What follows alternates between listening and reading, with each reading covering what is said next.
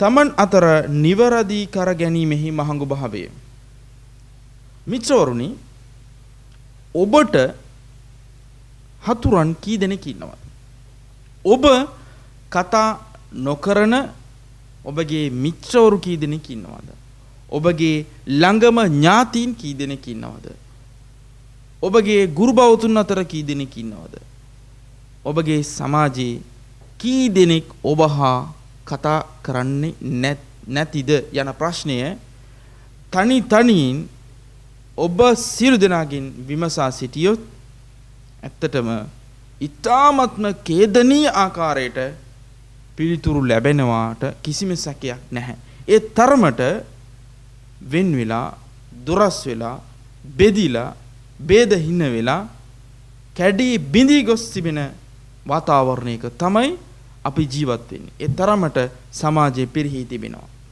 නමුත් සමාජයක යහ පැවැත්මට, රටක දියුණුවට, ජාතියක උන්නතිය සඳහා අත්‍යවශ්‍යම සාධකයේ ලෙස සඳහන් කරන්න පුළුවන් කාරණාවක් පිළිබඳව නබි නායක මුහම්මද් සල්ලල්ලාහු අලයිහි වසල්ලම් තුමා මෙලෙස පවසනවා. එනම් මානකසත් සදකතුම් මින් මාල්, ධර්මයකින් කිසිවිටක දීපල මිල මුදල් අඩු වෙන්නේ නැහැ.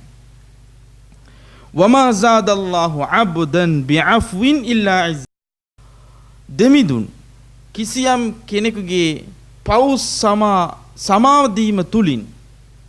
සමාවදීම තුලින් ඔහුගේ ගරුත්වය ඉහළ දමයි. වමා තවාද අහදුන් ලිල්ලාහි ඉල්ලා රෆඅහුල්ලාහ්, දෙවිදුන් ඉදිරියේ තමාව යටහත් පහත් කරගන්නා පුද්ගලයින්ව දෙවිදුන් උසස් කරවයි යනුවෙන් නබි නායක මුහම්මද් සල්ලල්ලාහු අලයිහි වසල්ලම් තුමා පැවසූ පුවත පිළිබඳව අබූ හුරේරා රදියල්ලාහු අන්හු තුමා වාර්තා කළ ඒ පුවත මුස්ලිම් ග්‍රන්ථයේ සඳහන් වී තිබෙනවා. අද ඔබේ මිතුරන්ව එකමුතු කිරීමට වෙරදරනකොට එයට වලකපන මිතුරන් තවත් රසක් ඇති. නමුත් ඒ පිළිබඳව ගණනකට නොගන්න. ඇයි? දෙවිදුන් සෑම පුද්ගලයෙකු හටම මෙලෙස අන කරනවා. එනම් අඌදු බිල්ලාහි මිනෂ් ෂයිතානිර් රජීම් ෆත්තකුල්ලාහ ව අස්ලිහූ ذات බයිනිකුම්, දෙවිදුන්ට බිය වෙන්න, ඔබලා අතර නිරවුල් කරගන්න. ව අතීඋල්ලාහ ව රසූලහු, දෙවිදුන්ට සහ ඔහුගේ ධර්ම දූතයාට අවනත වෙන්න ඔබලා විශ්වාසවන්තයින් වූහොත්. ඉන් කුන්තුම් මුමිනීන්, මේ පිළිබඳව අල් අන්ෆාල් නැමැති පරිච්ඡේදයේ පළවෙනි වාක්‍යයෙහිම අල්ලාහ් පවසනවා. ඒ නිසා මෙය දෙවිදුන්ගෙන් වූ අනකිරීමක්. ඔබලාට හැකි ආකාරයට එකතු කිරීම සඳහා, එකමුතු කිරීම සඳහා උත්සාහ කරන්න. ඒ වගේම අපි කරන්නා වූ ක්‍රියාවන් අපිට යහපතක් වීමට නම් ශුද්ධ කුර්ආනයේ දෙවිදුන් අන්නිසා නැමැති පරිච්ඡේදයේ 114 වන වාක්‍යයේ මෙලෙස පවසනවා.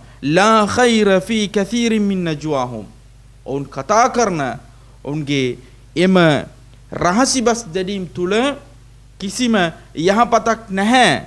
ඒ කවරෙකු ඉල්ලා මන් අමර බිසදකා, දානයක් ධර්මයක් පිළිබඳව කවරෙකු අනකරන්නේද? අව් මඅරූෆ්, එසේ නොමැතිනම් යහපත පිළිබඳව කවරෙකු අනකරන්නේද?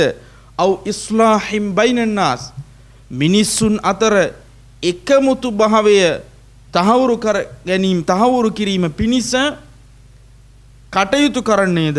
මෙවන් වූ ක්‍රියාවන්ගෙන් තොර අන් කිසිදු ක්‍රියාවක යහපතක් නැහැ යනුවෙන් පවසන දෙවිඳුන් වමන් යෆ්අල් ذلك ابتغاء مرضات الله, මේ කර්තව්‍ය දෙවිඳුන් වෙනුවෙන්, දෙවිඳුන්ගේ ආදරය, කරුණාව, දයාව අපේක්ෂාවෙන් කිසියම් කෙනෙක් කරන්නේද?